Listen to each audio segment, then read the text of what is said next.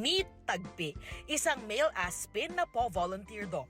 Pinusuan ng marami ang eksena kung saan pumara sa isang tricycle ang isang cute na pasahero. Nagpapatrolya si Tagpi kasama ang mga CQ sa isang village sa Las Piñas. Ayon sa isa sa roving guard ng village, hindi nila tiyak kung ilang taon na si Tagpi dahil malaki na raw siya nang makita nila ito.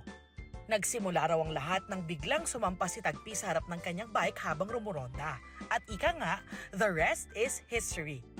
Likas daw na matalino at all-arounder itong si Tagpi.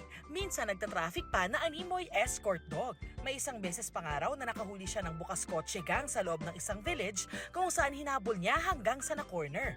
At lahat daw ng ito, self-taught lang. Nakaka-proud naman.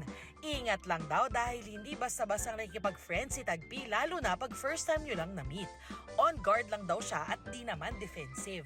Pero kapag nakapalagayan mo na ng loob, walang kahirap-hirap kasama. And when it's time to eat, si Tagpi nakaupo lang sa isang tabi. Behave yan? Si Tagpi, isang roving walking testimony ng kanilang pagiging man's best friend.